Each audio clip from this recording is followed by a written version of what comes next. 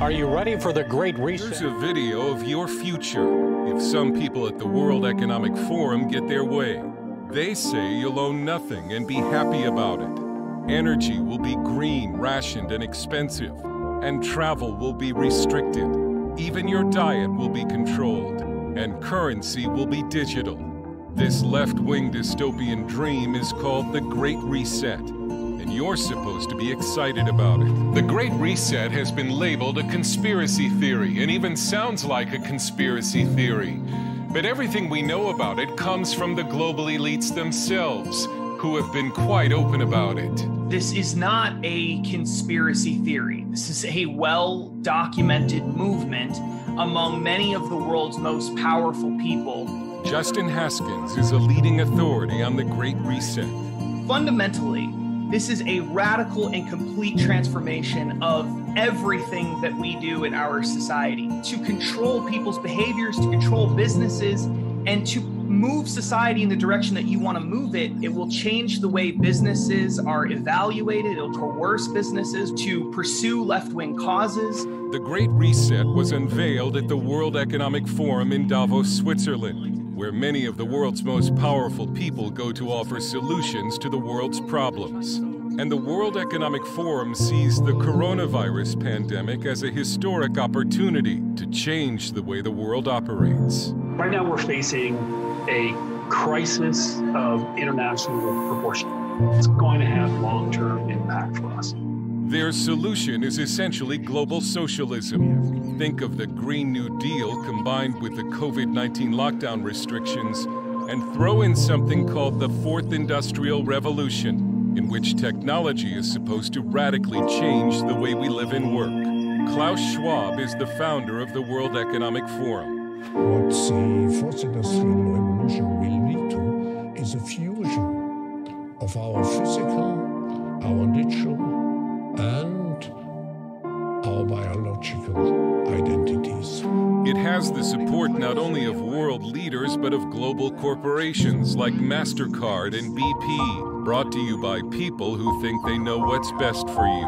By giving, the elites, the technocrats in society, the most educated people, the ability to manipulate society, pull the levers in society, and manage and manipulate society so that it's, in their minds, perfect.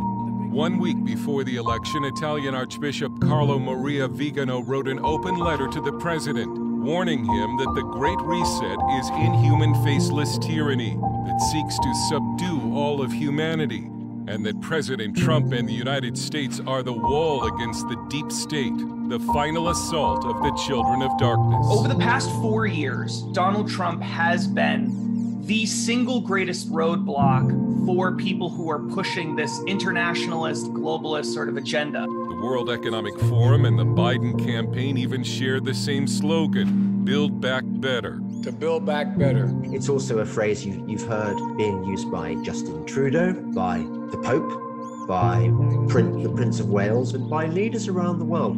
English journalist and author James Dellingpole. You'd be amazed by how many world leaders are on board with this globalist plan, even people that claim to be conservative. This is worse than Nazism. This is worse than communism. This is worse than fascism. These guys are planning on taking over the whole world. Dale Hurd joins us with more via Skype. Dale, how might Joe Biden and Kamala Harris help to rapidly advance this global reset plan?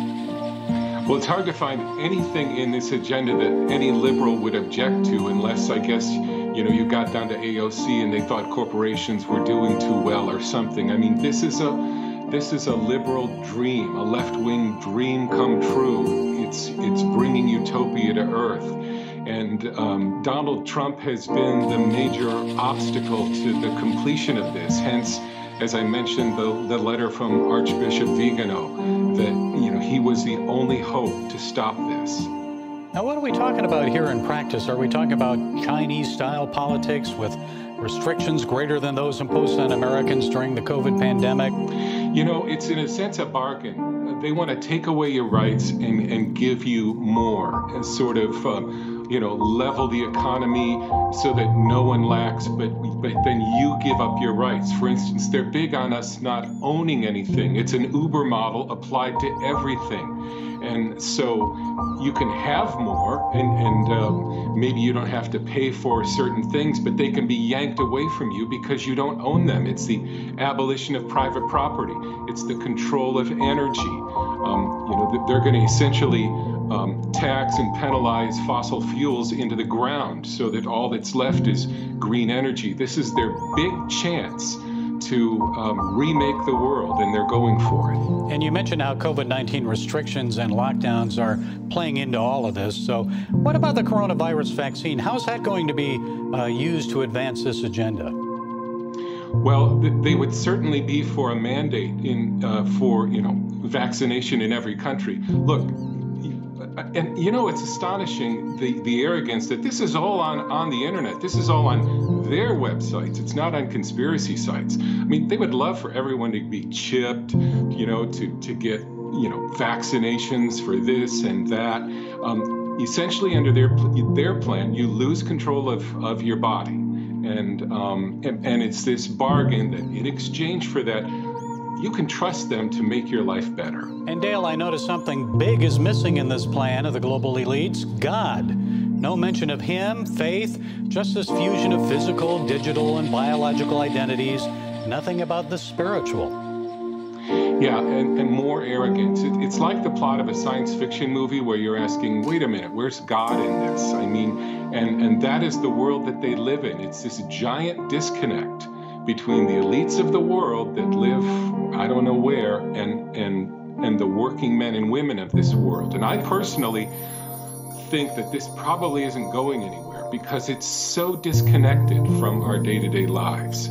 Okay, Dale Hurd, senior international correspondent for CBN News. Thank you for providing those additional insights. Thank you, Gary. A new world order is emerging, a new axis of world powers with common grievances and one common enemy. No prizes for guessing which one: the United States of America. A country which has for decades tried to shape our world in its image and established its preeminence in almost every facet of power, be it military, economy, technology, culture, or morality for that matter. It is America the world looks up to, all thanks to its global influence networks and, of course, the American PR machinery. But what if I tell you that things are changing?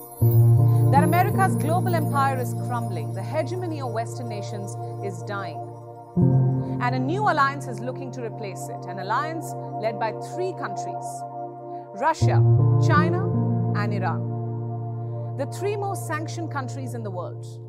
They seem to have formed a rather informal alliance of convenience, a loose alliance of sorts which the West is calling a troika of tyranny, and a triad of bullies. What have they done to deserve such titles, and can they really reshape the prevailing world order? Or will they instead push the world into further disorder? And above everything else, where does India fit in this new axis? Does it have any reason to worry? We'll find out over the next few minutes. Hello and welcome to Gravitas Plus. My name is Priyanka Sharma. A new global alliance is now in the making, an alliance between China, Iran, and Moscow. They're forging their strategic, defense, and economic ties. It doesn't take a genius to notice the pattern. Just look at some recent developments. Ever since Russia invaded Ukraine, the three countries have come closer. Yes, China is uncomfortable with the war, but it still provides Russia with a diplomatic umbrella. It is also helping Moscow economically by rejecting the G7's price caps on oil. The same case with Iran. It is still buying Russian oil and sending weapons in return. Yes, for the last 1 year, Tehran has sent countless kamikaze drones.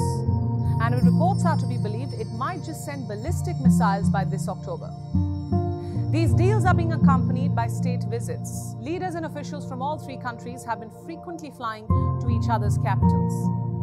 In July last year, the Russian president went to Tehran. He met his counterpart, Ibrahim Raisi, and discussed strengthening bilateral ties. Contrary to expectations, Iran didn't downplay this visit. In fact, it rolled out a red carpet for Vladimir Putin. The Iranian oil minister personally went to greet Putin. And then in November, a group of Russian security officials visited Iran. Their aim was to find ways to counter Western pressure on both countries. Syria is another good example. Another good example of the Iranian and Russian interests coming together. For years now, both sides have been trying to keep Bashar al-Assad in power. Their only aim is to counter American interests in Syria. Just last week, the US shot down Iranian-made spy drones in Syria. And if we speak of Russia, despite being militarily involved in Ukraine, Russia still maintains a military presence in Syria, an indication that it's not leaving the country anytime soon. And if we speak of Russian and Iranian cooperation in Syria, it's a tale that gets murkier the deeper you dig. Russia continues to provide a decisive cover to Syrian and Iranian-backed ground forces in Syria. And then, of course, we have China. Chinese President Xi Jinping and Russia's Putin recently caught up over a phone call. This was around New Year's Eve. The two sides released statements saying the ties are at their historic best. What's more, Putin said he's expecting a state visit from Xi Jinping soon. "We are expecting you, dear friend," was the message from Moscow. We are hardly surprised. The entire world knows about China's bonhomie with Russia, and we focus on China's love affair with Iran. An affair getting intense by the day. You see, in 2021, China and Iran signed a 25-year comprehensive strategic partnership deal, a deal that has given China its deepest ever foothold in Iran, with many Iranians even saying that the deal has literally sold Iran to China. But the Islamic Republic's leadership doesn't see it that way. Why? Because in return, Iran was made a permanent member of the SCO, the Shanghai Cooperation Organization, a body led by China. It's the largest regional organization in terms of world population, global GDP, and geographic scope. Iran's membership in this body does little for the region it represents, but more for the powers that run it, Russia and China. With Iran on their side, their ambitions of countering the West get greater legitimacy and support. For Iran, this membership helps it battle the economic isolation from the West. So it's a win-win deal of sorts. In December last year, China's Vice Premier Hu Shunhua flew down to Tehran, and more recently, Iran's president visited China, Ebrahim Raisi. He was in Beijing from the 14th of February to the 16th. The Chinese president gave him a red carpet welcome, followed by a guard of honor by the Chinese military. The arrangements were grand, to say the least. They had to be. After all, this was the first state visit by an Iranian leader to China in almost 2 decades, and Raisi didn't go to Beijing alone. He took along a huge entourage of ministers. The biggest Iranian delegation to Beijing ever. This included 6 members of Raisi's cabinet. In an editorial about the visit, China's mouthpiece, the Global Times, said that the visit was proof that an anti-Western front is growing. Allow me to quote the most telling excerpt from the report. It said, "China's deepening cooperation with Iran also has an anti-hegemony and anti-bullying feature. Both China and Iran uphold independent foreign policies, firmly defend the principle of non-interference in internal affairs on international occasions. If anyone feels targeted in this process, then they should first reflect on whether they are too selfish." So how do we perceive such statements and developments? Do they indicate the consolidation of an anti-Western axis? Do they indicate the rise of a new world order? It certainly seems like it, and the American media can't stop talking about it. For the last 2 months, there have been endless reports of how China, Iran, and Moscow had joined hands against the West, how Washington will have to take on all 3 at the same time. And not just these 3. Reports say the triad also has a posse of sorcerers' apprentices. What do I mean by that? Smaller nations that agree with their vision, namely Venezuela, Nicaragua, Cambodia, Myanmar, and the most important of them all, North Korea. A country which of late has been flexing its ballistic muscles way too much.